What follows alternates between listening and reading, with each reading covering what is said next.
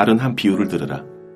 한 집 주인이 포도원을 만들어 산 울타리로 두르고 거기에 집지 않은 틀을 만들고 망대를 짓고 농부들에게 새로 주고 타국에 갔더니 열매 거둘 때가 가까움에 그 열매를 받으려고 자기 종들을 농부들에게 보내니 농부들이 종들을 잡아 하나는 심히 때리고 하나는 죽이고 하나는 돌로 쳤거늘 다시 다른 종들을 처음보다 많이 보내니 그들에게도 그렇게 하였는지라. 후에 자기 아들을 보내며 이르되 그들이 내 아들은 존대하리라 하였더니 농부들이 그 아들을 보고 서로 말하되 이는 상속자니 자 죽이고 그의 유산을 차지하자 하고 이에 잡아 포도원 밖에 내쫓아 죽였느니라. 그러면 포도원 주인이 올 때에 그 농부들을 어떻게 하겠느냐? 그들이 말하되 그 악한 자들을 진멸하고 포도원은 제때에 열매를 바칠 만한 다른 농부들에게 새로 줄지니이다.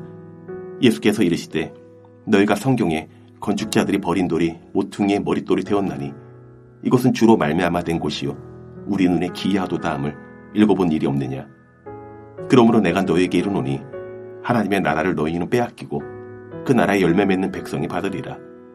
이 돌 위에 떨어지는 자는 깨지겠고 이 돌이 사람 위에 떨어지면 그를 가루로 만들어 흩으리라 하시니 대제사장들과 바리새인들이 예수의 비유를 듣고 자기들을 가리켜 말씀하심인 줄 알고 잡고자 하나 무리를 무서워하니 이는 그들이 예수를 선지자로 알미었더라.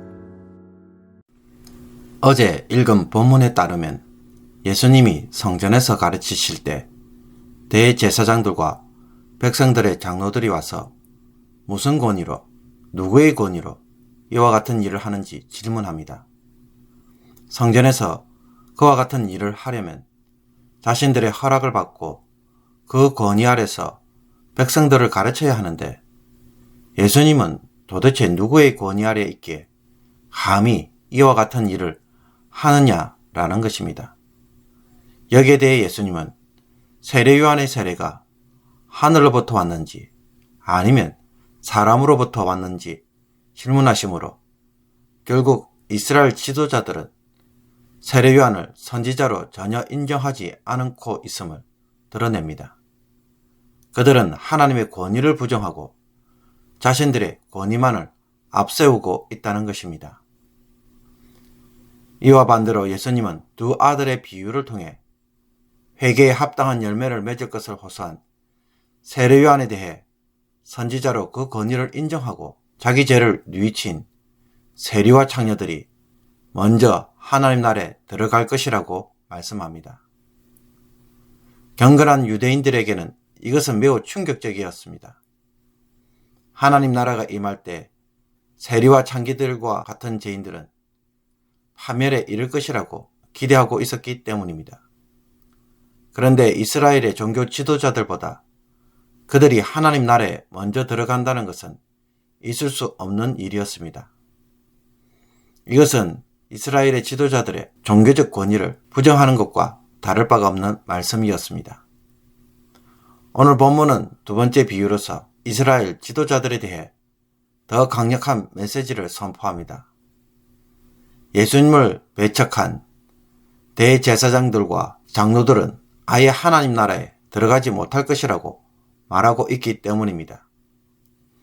포도원 주인이 포도원을 정성껏 만들어서 가꾸고 수확을 할 수 있는 모든 준비를 다 한 후에 농부들에게 세를 주고 포도원을 맡깁니다. 타국에 가야 할 일이 생겼기 때문입니다. 포도원을 만들고 첫 수확을 하기까지는 적어도 4, 5년 이상 걸린다고 합니다. 풍성한 수확을 위해 그동안 포도원 주인이 얼마나 신실하게 일하였는지 모릅니다. 열매를 거두어야 할 때가 이르자 소출을 받기 위해 종들을 농부들에게 보냅니다. 예수님이 무화과 나무 잎을 보고 열매를 기대하신 것처럼 주인이 그 열매를 요구하는 것은 당연한 것이었습니다. 그러나 농부들은 주인의 기대와 달리 하나는 때리고 다른 하나는 죽이며 나머지는 돌로 쳤습니다. 이 소식을 들은 주인은 더 많은 종들을 보내지만 농부들은 그들에게도 똑같이 행하고 주인의 요구를 거절합니다. 이제 주인은 아들을 보냅니다. 아들은 종들과 다르게 농부들이 아들에게는 함부로 하지 않을 것이고 존경할 것이라고 여긴 것입니다. 그러나 농부들은 그 아들마저도 상속자에게 그를 죽이고 그의 유산을 차지하자라고 하며 잡아서 포도원 밖에 내쫓아 죽여버립니다. 이 비유에서 포도원은 하나님 나라인 이스라엘을 상징하고 포도원 주인은 하나님이시며 농부들은 이스라엘 지도자들이고 아들은 예수님을 상징합니다. 하나님은 이스라엘이 참 신앙 안에서 풍성한 열매를 맺기를 기대하며 수많은 선지자들을 보냈지만 그들을 거절하고 때리고 죽였다는 것입니다. 이스라엘의 주인이신 하나님이 자신의 사랑하는 아들까지 보내었지만 그들은 이 아들마저 죽이는 일을 하였다고 예수님은 지적합니다.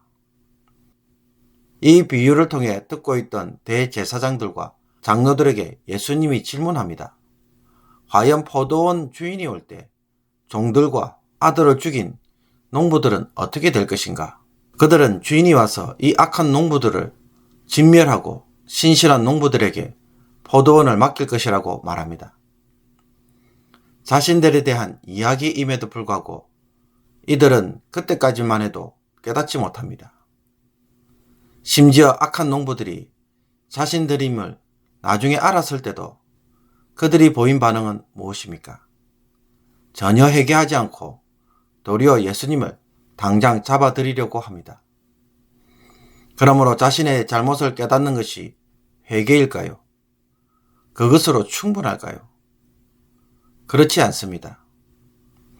대제사장들과 장로들은 악한 농부가 무엇을 잘못했는지 잘 알고 있었고 심지어 그들에게 주어질 운명까지도 알았지만 그들은 자신의 잘못을 인정하지 않았습니다. 그래서 어떻게 행동합니까? 전혀 바꾸지 않고 도리어 예수님에게 대적합니다.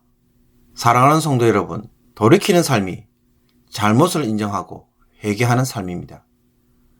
돌이키기 전까지는 자신의 죄를 인정하고 있지 않다는 것을 우리가 깨달을 필요가 있습니다. 자책과 후회를 회개로 오해하고 있는 것은 없습니까? 전혀 회개하지 않고 변화되지 않으므로 성령께서 계속해서 이 부분을 건드리고 있는 것은 없습니까? 아들을 죽임으로 이제 포도원은 완전히 자신의 것이 된 것처럼 착각하는 악한 농부들에 대해 예수님은 그들을 어떻게 하십니까? 내버려 두십니까? 그들에게 심판을 선언합니다. 건축자들이 쓰다가 버린 돌처럼 아들도 버려지지만 그 돌이 건물의 벽과 벽을 잇고 세우는 모퉁이 돌이 되듯이 하나님 아버지께서 아들을 다시 살리실 것입니다. 그리고 이 돌을 통해 돌 위에 떨어지는 것은 모두 깨어지고 돌이 그 위에 떨어지면 산산조각이 날 것이라고 말씀합니다. 심판을 결코 피할 수 없다는 것입니다. 그래서 이스라엘 지도자들은 도리어 하나님 나라를 빼앗길 것이고 그 나라의 열매 맺는 백성들, 즉 하나님의 권위를 인정하고 따르는 자들이 받게 될 것입니다. 예수님이 건축자들이 버린 돌을 모퉁이에 머릿돌이 되었다고 말씀하실 때 이 모퉁이 돌은 어떤 건물의 모퉁이 돌이라고 생각하십니까? 이 모퉁이 돌은 성전의 모퉁이 돌입니다. 예수님은 하나님의 권위에 복종하는 자들, 즉 예수님에게 나와 순종하는 자들을 통하여 새로운 성전을 세우시고 이어가는 모퉁이 돌이 되실 것이라고 말씀합니다. 하나님은 옛 성전을 통해 사람의 권위로 거짓 신앙을 세워가려는 악한 농부들에 대해 그 뜻이 이루어지지 못하게 합니다. 하나님은 그들을 심판하시는 것으로 그치는 것이 아니라 도리어 새 성전을 세우실 것을 보여줍니다. 그러므로 이 세상이 아무리 자신의 권위와 권세로 우리를 판단하고 억누르려고 해도 결국 어떻게 될 것을 확신해야 하겠습니까? 언젠가는 하나님의 권위 아래 무너지고 하나님의 뜻이 반드시 성취될 것을 볼 수 있어야 합니다. 성도가 이것을 보지 못하면 현실에 타협하고 죄와 타협하고 돈 몇 푼에 양심에 파는 삶을 선택할 수밖에 없습니다. 한국이 일본의 식민지 통치를 받을 때 많은 사람들이 마치 한국은 더 이상 소망이 없고 끝이 난 것처럼 여겼습니다. 일본의 권위 아래 모든 것이 다스려지고 있었기 때문입니다. 그래서 그들은 일본 사람들처럼 살았습니다. 그러나 어떤 이들은 독립할 것이라고 여겼고 그날이 올 것이라고 생각했습니다. 언제 그 일이 이루어질지 그때는 아무도 모르고 아무도 장담할 수 없었습니다. 다만 언젠가는 그날이 올 것이라고 여겼습니다. 그래서 거대한 일본과 싸웠고 독립운동을 했습니다. 우리도 마찬가지입니다. 언제일런지 모르지만 지금 나의 삶을 대적하는 세상적 권위에 대해 지나치게 두려워하고 지나치게 대단하게 생각하지 않기를 바랍니다. 하나님이 아닌 세상이 나의 삶을 좌지우지하는 것처럼 착각하여 마음의 염려로 살지 않기를 바랍니다. 하나님의 뜻이 결국 이루어집니다. 그리고 그것은 하나님의 뜻을 따라 산 자들에게 주어질 것입니다.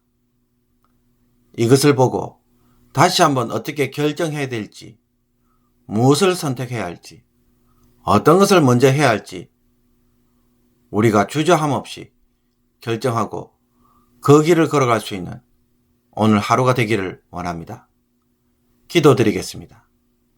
하나님 아버지, 하나님의 말씀을 읽어도 자신의 죄를 깨닫지 못하고 똑같은 일을 반복하는 자들이 결단코 되지 않게 하여 주옵소서. 또한 죄를 깨달아도 돌이키지 않으므로 스스로 회개한 것처럼 착각하는 자들도 되지 않게 하여 주옵소서. 죄의 고백과 후회로 스스로 속이는 일을 저희들이 하지 않기를 원합니다. 또한 하나님의 뜻은 언젠가는 반드시 이루어지기에 세상의 권위에 비굴하게 타협하지 않게 하시며 세상의 그 어떤 폭력적 권세 앞에서도 하나님의 뜻을 따라 살 수 있도록 지혜와 분별력을 주옵소서. 하나님의 뜻이 이루어지기에 하나님을 먼저 선택할 수 있는 과감한 용기를 주옵시며 잘못 결정하였다면 지금이라도 돌이키게 하셔서 하나님의 편에 다시 설 수 있는 저희들이 되게 하여 주옵소서. 이런 우리들에게 하나님이 결국 어떤 놀라운 일들을 하실지 오늘도 체험하는 복된 날이 되게 해주시고 우리의 선택 가운데 하나님께서 은혜로 응답하여 주옵소서. 예수 그리스도의 이름으로 기도하옵나이다. 아멘.